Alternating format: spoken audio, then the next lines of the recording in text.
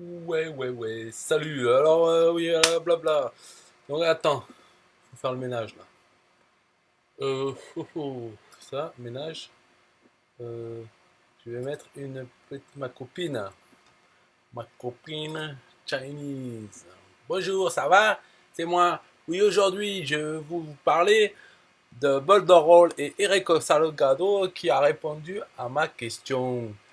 Ma question orale, mais que je n'ai pas posée. Donc, après, c'était une question écrite sur Facebook. Je lui ai demandé. Alors attendez, parce que je vais vous montrer tout ça. Attention, je vais enlever mon t-shirt. Vous êtes prêts? Un, 2, 3. Voilà.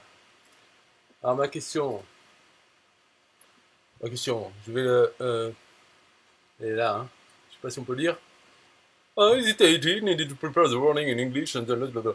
Je vais la traduire en français. Donc, j'ai hésité. J'avais besoin de préparer mes phrases en anglais et pouvoir les dire de façon fluide. Et finalement, je n'ai pas fait et c'était fini. Tu étais déjà parti. Mais je voulais te demander euh, cette question. Un exercice d'imagination. Disons que tu n'es pas le PDG de Build a Role, mais tu as toute la connaissance et l'expérience et tu es dans cette session de certification Build a Role comme nous. Quels sont un ou deux projets sur lesquels tu vas travailler en premier? Est-ce que tu le sais? Euh, Voilà. What do you see, qu'est-ce que tu vois comme façon de travailler avec Build a Role pour avoir le plus de succès, pour avoir le plus de chances d'avoir du succès? Qu'est-ce que tu ferais, toi, si tu étais un participant à ce programme de certification? Elle n'est pas bonne cette question. Ah. Donc alors, il répond. Premièrement, je comprendrais, je, je prendrais Build a Role comme une opération, comme une franchise. Et je me concentrerai pour créer mes canaux de distribution, c'est-à-dire attirer des affiliés, des filleuls, euh, des gens qui vont faire l'affiliation également. Donc je ferai la promotion de Bulle de Rôle jusqu'à ce que j'atteigne au moins 50 affiliés sur mon premier niveau. Voilà, ça c'est la première chose qu'il faut que tu fasses. La deuxième chose en parallèle, je créerai une solution marketing pour une niche et deviendrai une autorité dans cette niche.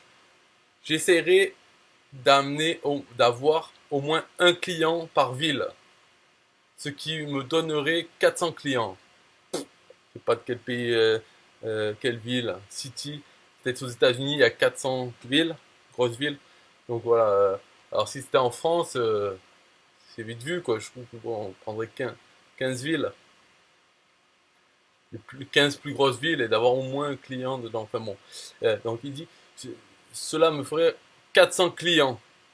Je travaillerai vraiment en étroite collaboration avec ses clients et je ferai de mon mieux pour générer des résultats pour eux. Je leur demanderai d'acheter un compte Builderall et de me laisser gérer le contenu et le marketing.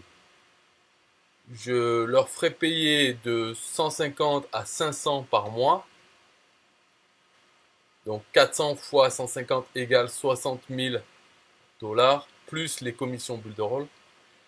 Et tu peux employer toute l'aide dont tu as besoin et tu sais où faire la promotion puisque tu es dans une seule niche. Donc, voilà, c'est ça qu'il ferait. Donc, pour résumer, premièrement, il ferait la franchise Builderall euh, en travaillant pour recruter au moins euh, 50 affiliés sur son premier niveau. Mais je pense qu'il veut parler vraiment de 50 affiliés au niveau du compte franchise, donc 45 euros. Voilà, avoir 50 affiliés qui sont eux-mêmes affiliés pour qu'il y ait un deuxième niveau. Parce que bien sûr, si on a juste des clients, donc c'est ce qu'il dit, I will focus in creating my distribution channels. Voilà. Et deuxièmement, il prendrait une niche et il créerait une solution de marketing numérique sur Internet pour cette niche. Donc il ne dit pas quelle niche, alors laquelle niche choisir, on ne sait pas, mais disons par exemple les dentistes ou un truc, ou une niche de commerçants, euh, et devenir une autorité dans cette niche, et il essaierait d'avoir au moins un client par ville. Donc aux États-Unis, environ 400 clients, et travailler de très près avec ses clients pour leur générer des résultats. Donc par exemple pour les dentistes, je ne sais même pas si c'est un bon exemple, bah, essayer de faire en sorte de remplir leur carnet de commandes, à leur agenda. Voilà, donc travailler vraiment avec ses clients pour avoir des résultats, donc c'est-à-dire connaître leurs résultats, quoi. Savoir où ils en sont quand on les a, et après voir suivre les chiffres. Et à chaque client, il leur ferait prendre un compte Builderall en tant que client, donc pour avoir les commissions dessus, et il les ferait payer un abonnement à ses services de 150 à 500 par mois, voilà, selon la tête du client.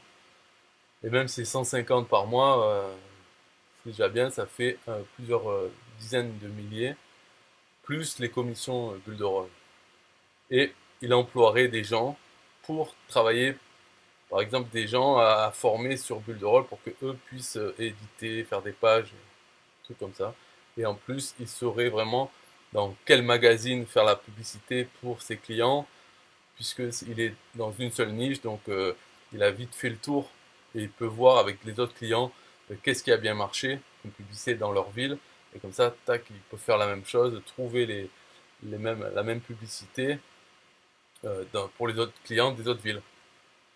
Voilà la réponse de Rick Salgado, le PDG, à ma question. Qu'est-ce que tu ferais si tu étais à notre place en train de suivre le programme de certification Builderall? Voilà, c'est fini pour la vidéo. Bye bye.